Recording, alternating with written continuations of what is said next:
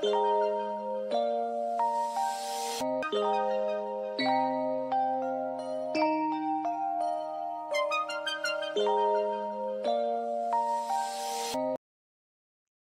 ఓం. ఈరోజు మనం ఫర్గివ్నెస్ అనే టాపిక్ గురించి చర్చించుకుందాం. ఫర్గివ్నెస్ క్షమాగుణం. ఈ క్షమాగుణం అనేది మనం అలవాటు చేసుకోవాలి. మనం ప్రశాంతంగా ఆనందంగా జీవించగలగాలి అంటే ఈ క్షమాగుణం అనేది కూడా మనం అలవాటు చేసుకోవాలి. అందుకే అంటారు, క్షమిస్తే పోయేదేముంది, ఎదుటివారు తిరిగి ప్రేమించడం తప్ప అని. అంటే మనం క్షమించినందువల్ల అవతల వాళ్ళు మహా అంటే తిరిగి ప్రేమిస్తారు మనల్ని, ఈవెన్ మన శత్రువులైనప్పటికీ. ఈ క్షమాగుణం అనేది ఒక పాజిటివ్ వర్చ్యూ, ఒక అల్టిమేట్ వర్చ్యూ. అంటే ఇది ఒక ఔన్నత్యమైన గుణం. ఇంకా చెప్పాలంటే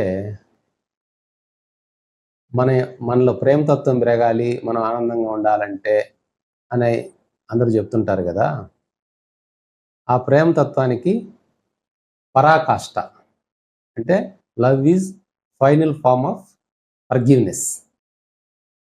కాబట్టి మనలో ప్రేమతత్వం ఎంత పెరిగితే అంత క్షమాగుణం అనేది సహజంగా అలవడుతుంది. దీనికి ఉదాహరణగా మనం చెప్పుకోవాలి అంటే రియల్గా జరిగింది. తమిళనాడులో ఒక డాక్టర్ ఒక హాస్పిటల్ మెయింటైన్ చేస్తున్నాడు. ఆ హాస్పిటల్కి ఓ పేషెంట్ వాళ్ళ అబ్బాయికి బాగాలేకపోతే, ఆ పేషెంట్ బాగాలేకపోతే వాళ్ళ ఫాదర్ తీసుకొచ్చాడు హాస్పిటల్కి. అది ఎమర్జెన్సీగా అత్యవసరంగా ఆపరేషన్ చేయాల్సిన అవసరం ఉంది. ఇంకా స్టాఫ్ అంతా డాక్టర్స్ ఫోన్ చేస్తారు. ఆయన రావడం లేట్ అవుతూ ఉంటుంది. ఈయన టెన్షన్ పడుతుంటాడు, అబ్బాయికి త్వరగా ఆపరేషన్ చేయాలి కదా, ఇంకా రాలేదే అని చెప్పని.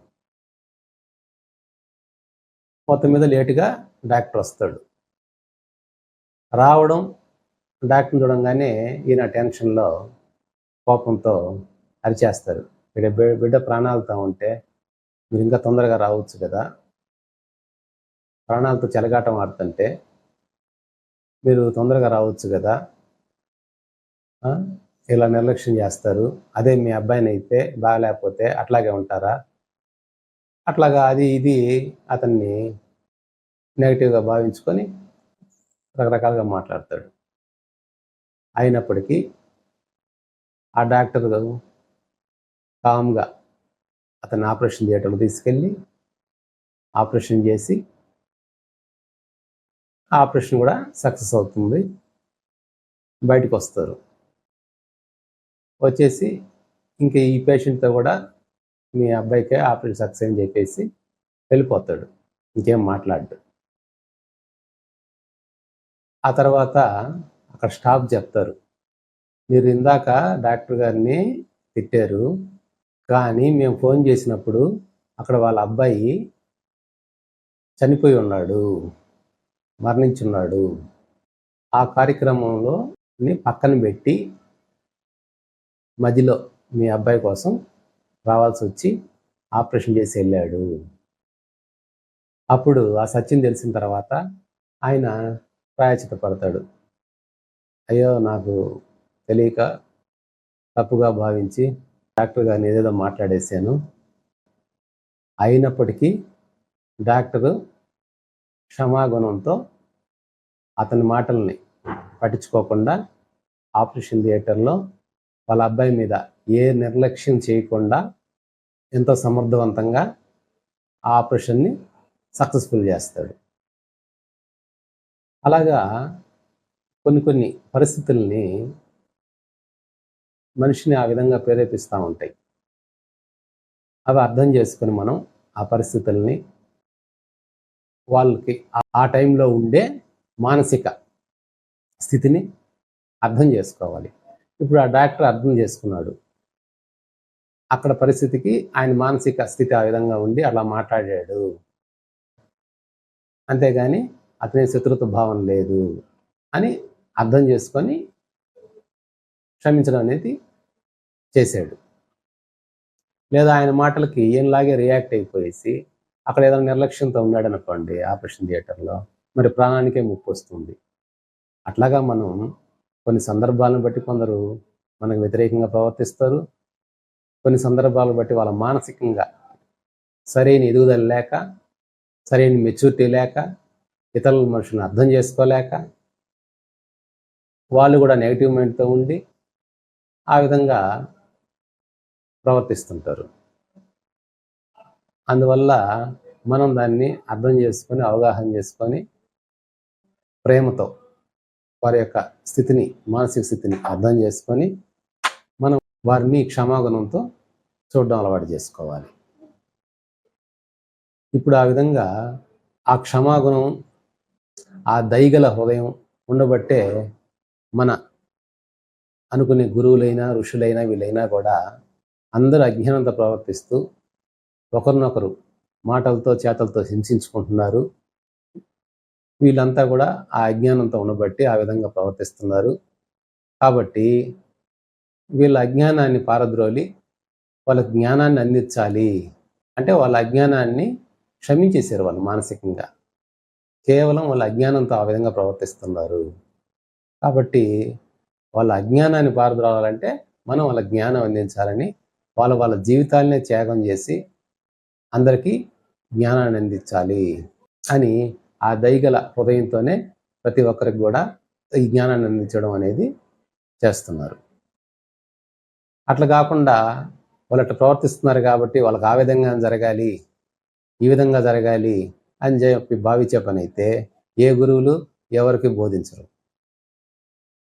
అట్లాగా మనం అంతంత పెద్ద త్యాగాలు చేయకపోయినా మన పరిధిలో ఈ చిన్న చిన్న విషయాలనే అర్థం చేసుకుంటూ ఎప్పటికప్పుడు క్షమాభావంతో ఉంటూ ఆ క్షమించేస్తూ మనల్ని మనం ఫ్రీ చేసుకోవాలి, మైండ్ని ప్రశాంతపరచుకోవాలి. అయితే అనొచ్చు, వాళ్ళు మనం క్షమించేదానికి యోగ్యత లేదు అని. వాళ్ళకి క్షమించడానికి యోగ్యత ఉందా లేదా కాదు, మన మైండ్ని మనం ప్రశాంతం చేసుకునేదానికి మనం యోగ్యతను కలిగి ఉండాలి. మన మైండ్ని మనం ప్రశాంతత చేసుకోవడానికి మనం యోగ్యత కలిగి ఉండాలి అంటే ఈ క్షమాగుణాన్ని అలవర్చుకోవాలి. అలాగ క్షమించలేము వాళ్ళని, లేదా వాళ్ళు చేసిన పనుల్ని అని మీరు భావించినట్లయితే అప్పుడు ఆ క్షమించలేని వారిని మర్చిపోవాలి. లేదా మర్చిపోలేము అన్నప్పుడు క్షమించాలి. అప్పుడు మాత్రమే మనం సంతోషంగాను ప్రశాంతంగా జీవించగలం. క్షమించలేము అన్నవారిని మర్చిపోవాలి. మర్చిపోలేము అనుకున్న వాళ్ళని క్షమించాలి. ఈ రెండిట్లో ఏదో ఒకటి చేయాలి. అప్పుడు మాత్రమే మనం ప్రశాంతంగా సంతోషంగా జీవించగలం. ఇట్లా చిన్న చిన్న విషయాలనే. ఇప్పుడు నాకు తెలిసిన ఒక ఫ్యామిలీ ఉంది. ఆ ఫ్యామిలీలో వైఫ్ అండ్ హస్బెండ్కి కోపాలు ఉంటాయి ఒకరి మీద ఒకరికి. తర్వాత ఆమె ఒకరోజు చర్చిస్తూ చెప్పింది, వాళ్ళ భర్త శాలరీ మాత్రం పూర్తిగా ఆమె చేతిలో పెడతా అంట, ఇంకేమీ పట్టించుకోడట ఇంటి విషయాలు. ఇంటికి సంబంధించి ఏమీ పట్టించుకోడు, శాలరీ మాత్రం ఇస్తాడు. మరి ఇల్లంతా నేనే చూసుకోవాలి, ఆ బాధ్యతంతా నేనే చూసుకోవాలి. అది ఆమెకేందంటే అది కోపంగా, ద్వేషంగా అలా మారిపోయింది. ఆయన ఒక అసమర్థుడిగా భావించడం, ఆ విధంగా ప్రతిదానికి ఇంకా ఆయన మీద చివాటి రూపంలో ఏదో ఒకటి మాట్లాడడం, ఇట్లా జరిగి తను ప్రశాంతంగా లేకుండా పోయింది. అట్లా చర్చించినప్పుడు ఒకసారి మాట్లాడాం, ఇప్పుడు మీకు ఆయనేమి ఏ బ్యాడ్ హ్యాబిట్స్ లేవు, పైగా వచ్చింది మీ చేతిలోనే ఇస్తున్నాడు, మిగతా పట్టించుకోలేదు అని అంటే కొందరి యొక్క స్వభావం ఆ విధంగా ఉంటుంది. ఇప్పుడు ఇంట్లో అన్ని పట్టించుకొని చేసేవాళ్ళు బయట అవినీతితో సంపాదిస్తూ, మోసాలు చేస్తూ సంపాదిస్తూ, లంచగొండితనంతో సంపాదిస్తూ అప్పుడు అన్నీ పట్టించుకుంటే మీకు సంతోషం అటువంటి డబ్బు తీసుకొచ్చి ఇస్తే. ఇంకా కూడా వాళ్ళకు కొన్ని హ్యాబిట్స్ పర్సనల్గా ఉంటాయి.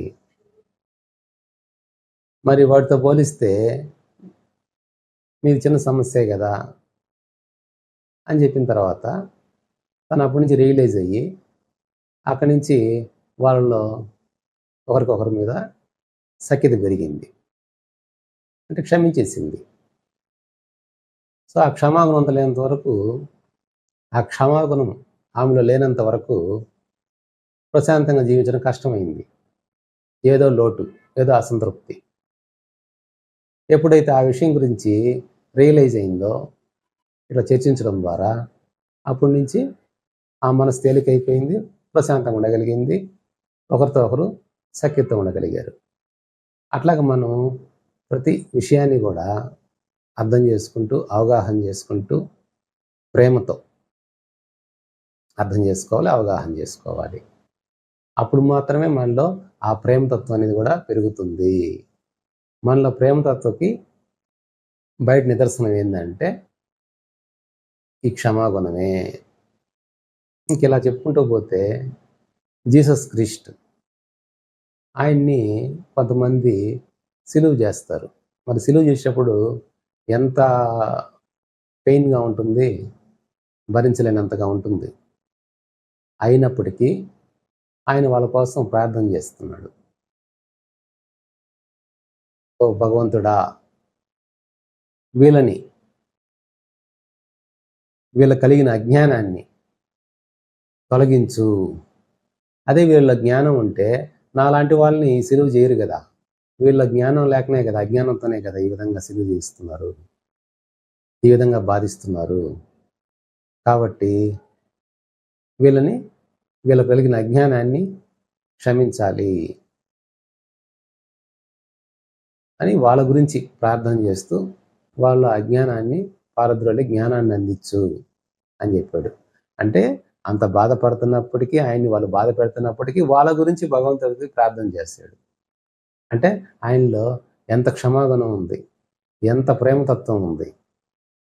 కాబట్టి మనం కూడా ఏంటంటే మన మైండ్ని మనం ప్రశాంతంగా ఉంచుకోవాలి అని అంటే ఆ క్షమాగుణం అనేది అలవాటు చేసుకోవాలి. అలాగే మనం కూడా కొన్ని విషయాల్లో ఇతరులతో తప్పుగా ప్రవర్తించుండొచ్చు. తర్వాత మనం రియలైజ్ అయిన తర్వాత అదే విషయాన్ని పశ్చాత్తాపడతా ఉంటాం. అది కూడా మానుకోవాలి. దానివల్ల కూడా ప్రశాంతంగా జీవించలేము. అందువల్ల ఎప్పుడు కూడా మనం ఈ ధ్యానంకి కూర్చునే ముందు నన్ను నేను క్షమించుకుంటున్నాను, ఐ ఫర్గివ్ మై సెల్ఫ్. అలాగే ఇతరుల విషయంలో కూడా నాది ఏదైనా పొరపాటు ఉంటే వాళ్ళ నుండి నేను క్షమాపణ అడుగుతున్నాను అని మీరు తలిస్తే చాలు, భావిస్తే చాలు. వాళ్ళు వచ్చి మిమ్మల్ని ప్రత్యక్షంగా వచ్చి మిమ్మల్ని క్షమించబల్లే, మీరు పోయి ప్రత్యక్షంగా పోయి వాళ్ళని క్షమిస్తున్నానని చెప్పలేదు.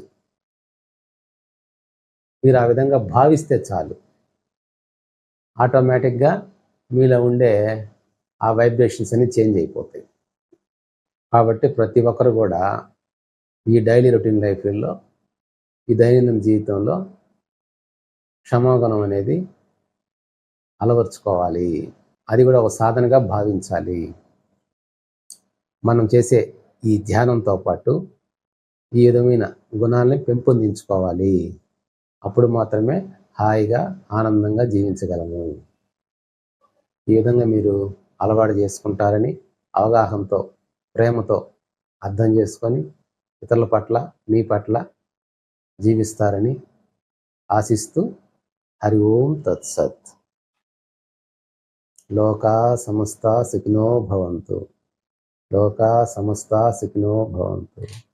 లోకా సమస్త సుఖినో భవంతు. హరి ఓం తత్సత్.